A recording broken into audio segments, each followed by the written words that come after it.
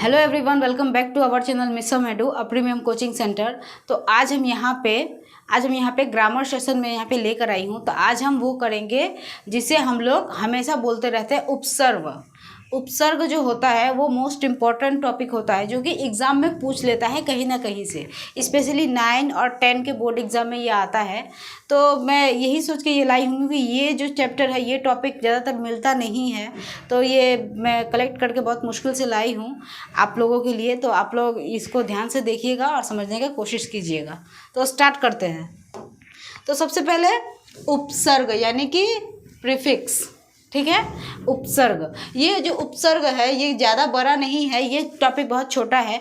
ये आप लोग एंड तक देखिएगा, वीडियो के एंड तक बने रहिएगा। ये मैं बहुत छोटे छोटे कम वक्त में, ज़्यादा देर ना किए हुए, कम वक्त में ही मैं इसको आपको पूरा समझा दूंगी। आप चाहे तो इसका स्क्रीनशॉट भी ले सकते हैं, ठीक है।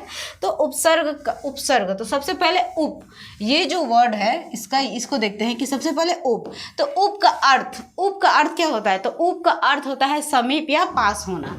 उप का अर्थ क्या होता है? समीप, यानी कि उपसर्ग। एक्चुअली यहाँ पे उपसर्ग होगा, तो उपसर्ग का अर्थ होता है समीप या पास होना, यानी कि करीब होना, ठीक है। उपसर्ग का अर्थ होता है पास होना, करीब होना, और अपसर्ग का अर्थ होता है दूर होना, ठीक है। तो उपसर्ग का अर्थ होता है क्या? समीप होना, नज़दीक या समीप होना, तो समीप या पास होता है। तथा सर्ग, ये जो सर्ग है, ये उप का अर्थ होता है करीब, समीप होना, और ये जो सर्ग है, सर्ग का अर्थ होता है सृष्टि करना, ठीक है। सर्ग का अर्थ क्या होता है? सृष्टि करना। तो देखिए कि इस प्रकार उपसर्ग का अर्थ हुआ पास में बैठकर दूसरा नए अर्थ वाला शब्द बनाना, यानी कि इस प्रकार इसका अर्थ हो जाता है समीप अथवा करीब, और ये जो सृष्टि है, ये जो सर्ग है, सर्ग का अर्थ होता है सृष्टि करना। तो इन दोनों को जब हम जोड़ देते हैं तो इसका अर्थ निकलता है इस प्रकार। उपसर्ग का अर्थ हुआ पास में, यानी कि इसका अर्थ हो गया पास, तो पास में बैठकर, और सृष्टि जो कि लिखा हुआ है, तो पास में बैठकर दूसरे नए अर्थ वाला शब्द बनाना, यानी कि सृष्टि करना, यानी कि कोई नया चीज़, ठीक है, कोई नया वर्ड जो बन के आता है। तो उपसर्ग के साथ यानी कि पास को लगाकर कोई नया शब्द बनाना, ठीक है, मतलब नए शब्द की सृष्टि करना, उसको हम लोग क्या बोलेंगे? उसे हम लोग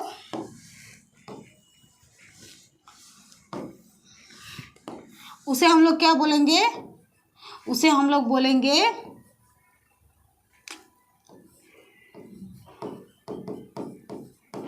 उपसर्ग कहते हैं। सृष्टि करना, इसे उपसर्ग कहते हैं, ठीक है। आप उपसर्ग की परिभाषा देख लेते हैं। तो इसकी परिभाषा क्या आती है कि उपसर्ग उस शब्दांश या अव्यय को कहते हैं जो किसी शब्द के पहले लगकर उसके अर्थ में विशेषता ला देता है। यानी कि ये जो है, इसकी परिभाषा में उपसर्ग, उप का अर्थ होता है करीब, और सर्ग का अर्थ होता है सृष्टि करना, कोई नया वर्ड, कोई नई जगह, मतलब कोई भी ऐसा नया चीज़ का सृष्टि करना। तो दोनों को मिलाकर पास और नए वर्ड की सृष्टि करके जो शब्द निकल के आता है उसको हम लोग उपसर्ग कहते हैं। तो इसकी परिभाषा ये है कि उपसर्ग उस शब्दांश, मतलब उस वर्ड में, ठीक है, या अवयव को कहते हैं, मतलब उस शब्द को कहते हैं जो किसी शब्द के पहले लगकर उसके अर्थ में विशेषता डालता है। जो कि कोई शब्द है, तो उस शब्द के पहले, यानी कि उस शब्द के पहले कोई वर्ड लग, कोई शब्द, दूसरा शब्द लग के उसको विशेष बना देता है। समझ में आ रहा है कि जो कोई शब्द है, ठीक है, कोई जो शब्द है कि अवयव को कहते हैं जो किसी शब्द के पहले लगकर, तो जो कोई शब्द है उस शब्द में उपसर्ग लगने के बाद वो शब्द क्या हो जाता है? वो शब्द विशेष हो जाता है, ठीक है। तो यहाँ पे देखिए कि कभी कभी तो ये प्रयत्व मूल शब्द में जुड़कर अर्थ में परिवर्तन ला देता है। मतलब प्रयत्व जो शब्द होते हैं उसके जो मूल बात होती है, उसके वाक्य की जो मूल बात होती है, उसमें जुड़कर ये अर्थ में क्या ला देता है? परिवर्तन ला देता है। तो कभी यहाँ पे मैंने एक एक एक्सप्लेनेशन दिया, मतलब एक एक उदाहरण दिया है, ये एक एक परिभाषा इसलिए दी गई है ताकि आप लोग समझ सको कि ये इसमें भी आ जाता है। और दूसरा, तो कभी शब्दार्थ में विशेषता ला देता है, मतलब जो शब्दार्थ होते हैं ना, जिसका आप लोग अर्थ निकालते हैं, तो उसी शब्दार्थ में विशेषता ला देता है, इसको ये अपसर्ग जुड़कर। तथा कभी शब्द के अर्थ में प्रतिकूलता भी ला देता है, शब्द के अर्थ में, ठीक है। कभी शब्द के अर्थ में क्या ला देता है? प्रतिकूलता ला देता है। जैसे अब इसका उदाहरण आप लोग देखिए, जैसे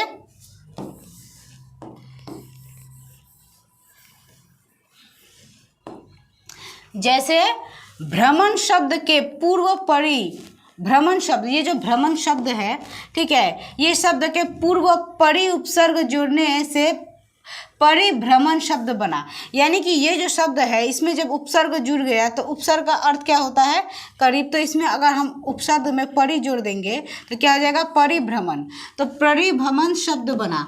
अर्थ में तो कोई खास परिवर्तन नहीं हुआ, कि चूँकि ये बताने के लिए दिया गया है कि इससे अर्थ में तो कुछ खास परिवर्तन नहीं हुआ, किंतु कुछ तीव्रता जो अवश्य हुई, मतलब कि भ्रमण और परिभ्रमण तो कुछ अलग सा प्रतीत होता है, तो कुछ तो अलग हुआ, तो यही उपसर्ग का विशेषता है। ठीक है, यह शब्द अप उपसर्ग जोड़ने से, यह शब्द अप उपसर्ग जोड़ने से अव्यय हुआ परिवर्तित देता है, मतलब हुआ विपरीत अर्थ दे रहा है। मतलब यश शब्द, यश जो होता है ये शब्द अप का अर्थ होता है मतलब दूर बैठना। अप और उपसर्ग जोड़ने से अपयश हुआ विपरीत अर्थ देता है। पूर्ण शब्द परि उपसर्ग जोड़ने से परिपूर्ण हो गया, इसके शब्द के अर्थ में विशेषता आ गई। ठीक है, तो ये आप लोग समझ लीजिएगा। और मैंने और भी नीचे दिया है कि शब्द और उपसर्ग में अंतर, कि शब्द क्या है उपसर्ग क्या है, ये आप लोग देख लीजिए। ये मैंने उदाहरण के तौर पर दिया हुआ है और ये परिभाषा के तौर पर दिया हुआ है, और ये उपसर्ग का अर्थ क्या है वो मैंने दिया हुआ है, ताकि आप लोगों को पूरा अच्छी तरीके से समझ में आ जाए, ताकि ये सब आपको पूरा बहन में डूब जाए कि उपसर्ग होता क्या है। ठीक है, तो यहाँ उपसर्ग का मैंने अर्थ बताया है कि उपसर्ग क्या होता है, यहाँ उसकी मैंने परिभाषा बताई है, और यहाँ पे उसका मैंने क्या बताया है, उदाहरण बताया है। उससे रिलेटेड मैं एक और शब्द और एक चीज लेकर आई हूँ कि शब्द और उपसर्ग में अंतर क्या है, क्योंकि उपसर्ग में शब्द जुड़ते हैं, तो शब्द और उपसर्ग में अंतर क्या है। तो देखिए कि शब्द और उपसर्ग में अंतर है। शब्द स्वतंत्र है, इसमें ये जो शब्द है ये स्वतंत्र, यानी कि इसमें हम कुछ और दूसरा नहीं जोड़ते, जो शब्द है वही है, अलग से कुछ नहीं आता, कुछ नहीं जुड़ता, वो हम कभी भी कहीं भी लगा सकते हैं, वो कहीं भी जाके लग जाता है वो शब्द, तो वो एक तरह से क्या है, स्वतंत्र है। ठीक है, और वाक्य में उनके अपने विशेष अर्थ होते हैं, क्योंकि अगर कोई शब्द है तो उसमें हम उसको कभी भी हम इधर उधर नहीं करते। जो शब्द है जैसे कि पानी है, तो जो पानी का शब्द है वो शब्द ही है, उसमें उस शब्द को हम लोग छू के या तोड़ ताड़ के कुछ नहीं कर रहे हैं, वो अपना कहीं भी लग जाता है, लेकिन जब वो लग जाता है तो वो वाक्य क्या हो जाता है, विशेष बन जाता है। ठीक है, जैसे कि गंगा नदी का पानी पवित्र है तो पानी, तो ये विशेष हो गया, तो वैसे ही तो देखिए कि वाक्य में उनके विशेष अर्थ होते हैं। किंतु यहाँ पे देखिए, किंतु उपसर्ग का कोई स्वतंत्र अर्थ नहीं है। ठीक है, तो शब्द का क्या है, स्वतंत्र अर्थ है। शब्द यानी कोई भी शब्द जो कहीं भी अपने आप जाके जुड़ जाता है, जब जुड़ जाता है तो वाक्य क्या हो जाता है, विशेष हो जाती है। लेकिन ये जो उपसर्ग है, उपसर्ग का कोई स्वतंत्र अर्थ नहीं है, अर्थ नहीं होता है, वे सार्थक शब्दों के पहले लगाए जाते हैं, यानी कि जो शब्द पहले से ही सार्थक हो, जैसे कि भ्रमण। ठीक है, जैसे कि मैंने यहाँ पे बताया कि भ्रमण, तो वैसे ही सार्थक शब्द के पहले लगाए जाते हैं, तभी उनका अर्थ निकलता है। मतलब ऐसे शब्द जिसके पहले लगाया जाए तभी उसका क्या होगा, तभी उसका अर्थ निकलेगा, तो इसी को हम लोग क्या कहते हैं, उपसर्ग। ठीक है, अब उपसर्ग की संख्या देखिए, इसकी संख्या इतनी है कि आप लोग इसको याद ही नहीं रख पाएंगे। इसकी संख्या इतनी है कि आपके दिमाग से उड़ेगा। तो मैंने छोटा सा बस एक ही उदाहरण दिया है, आप लोग इसको समझिए, उसके बाद आप अपना बुक खोलकर उपसर्ग जो टॉपिक है वो आप समझ सकते हैं। ये मैंने समझने के लिए विशेष स्तर में लेकर आई हूँ, ताकि आप लोगों के दिमाग में घुस जाए, ताकि आप पढ़ सको। ठीक है, तो उपसर्ग की संख्या बहुत सारी होती है कि हिंदी के जो भी उपसर्ग है वे संस्कृत, हिंदी तथा उर्दू भाषा के हैं। ठीक है, जान लीजिए। ठीक है, हिंदी तथा उर्दू भाषा के हैं। इन भाषाओं से प्राप्त उपसर्ग इस प्रकार है कि संस्कृत उपसर्ग कितने हैं, 19 है। अगर क्वेश्चन आ जाए 1 नंबर का या आधे मार्क का, ठीक है, तो याद रखिएगा कि संस्कृत में उपसर्ग कितने हैं, 19 है, और हिंदी में उपसर्ग कितने हैं, 10 है। तो वैसे ही उर्दू में उपसर्ग कितने हैं, 12 हैं। तो आप लोग हिंदी का याद रखिएगा। ठीक है, मतलब ये सारा याद रखिएगा, लेकिन पढ़ने के लिए आप लोग हिंदी का देख लीजिएगा, क्योंकि बाकी आप लोग उतना पढ़ेंगे नहीं, तो हिंदी वाला ही आप लोग देख लीजिएगा, 19 ठो। जैसे कि उपसर्ग हो गया अति, तो इसका अर्थ निकल के आता है अधिक, ऊपर, उस पर, ठीक है। और शब्द रूप में इसको देखेंगे तो हम अत्याचार, अतिशयोक्ति, अतिक्रमण, ठीक है। तो इसी तरीके से ये उपसर्ग की संख्या आती है और उपसर्ग का ये उदाहरण इस तरीके से निकलता है कि जैसे कि अति है उपसर्ग, तो अर्थ निकल के आएगा अधिक, क्योंकि अति यानी कि ज़्यादा, तो वैसे अधिक हो गया। ऊपर, अधिक ही ऊपर होता है।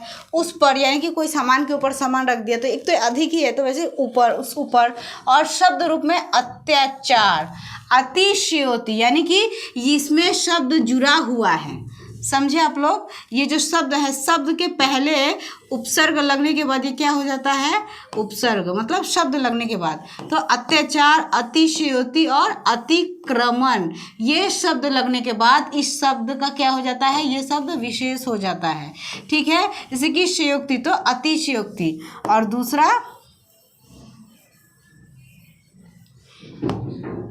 दूसरा अत्याचार, ठीक है। तो ये सब में उपसर्ग लगने के बाद क्या हो गया, इन सब की विशेषता निकल गई। जैसे कि क्रमण, तो अति जुड़ गया, अति क्या है, अति उपसर्ग है, तो अति जुड़ने के बाद ये क्या हो गया, विशेष हो गया।